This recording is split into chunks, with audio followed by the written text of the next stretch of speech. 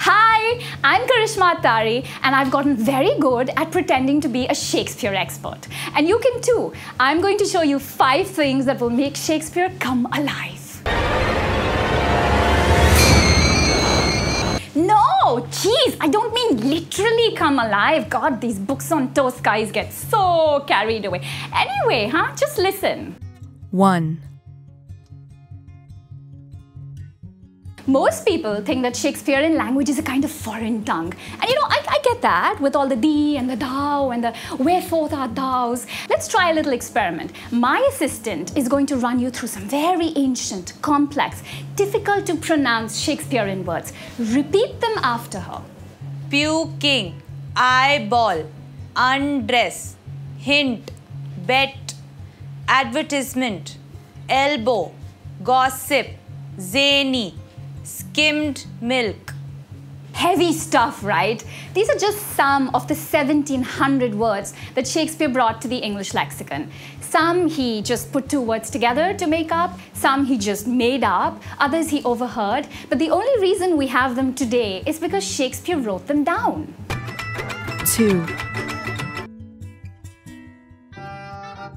To die, to sleep. To sleep? Perchance to dream. Aye, there's the rub. For in that sleep of death, what dreams may come, when we have shuffled off this mortal coil, must give us pause. Excuse her, she's obsessed with Hamlet. Spoiler alert, most of Shakespeare's characters end up dead. Only a few lucky ones get stabbed. Some die of shame, others from lack of sleep. A few are ripped apart by mobs, or pursued by a bear, or they just kind of disappear.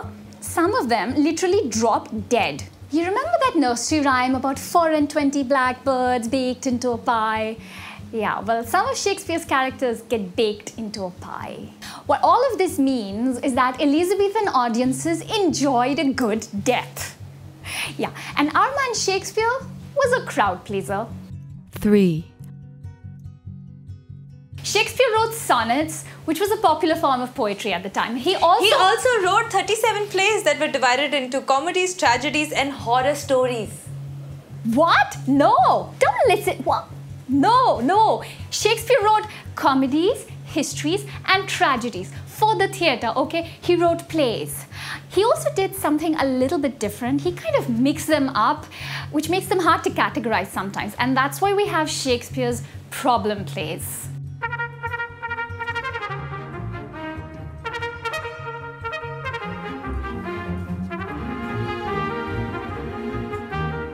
Four.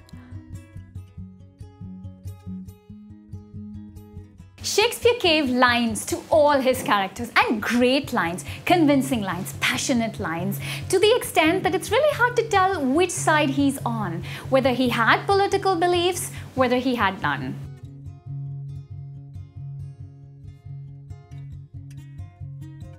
Some critics, like the poet Keats, believe that Shakespeare had what they call negative capability, which is the ability to be okay with uncertainty and doubts. In a way, that's what makes him so relatable and adaptable, When you read Shakespeare, you don't get the impression that he has the final answer on life, the universe, and everything. His characters are explorers, and it's a really open world. 5. It's been over 400 years since Shakespeare was born, and we know so very little about him. But here's some interesting facts. So William Shakespeare had a funny will. He left his wife his second best bed when he died. What's that about? Sounds like a real Romeo, I agree. We found evidence to suggest that Shakespeare did cocaine and marijuana. It could explain a lot of the imagery. Stop this show. It was I who wrote Shakespeare. Go get me a coffee. My assistant is a little imaginative, but she might be onto something. There's a lot of conspiracy theories out there suggesting that Shakespeare may not have been the one to write all his plays. So do you feel like you now have a hang on the world's most prolific and influential writer of all time? Well, you don't. You're still a dummy. You can change that though, okay? You can just pick up a book of his plays or his sonnets. Don't want to do that well? His plots and themes are everywhere. Pick up a novel adaptation. Watch a movie based on Shakespeare. Shakespeare will come alive for you, I promise. No, guys, not again!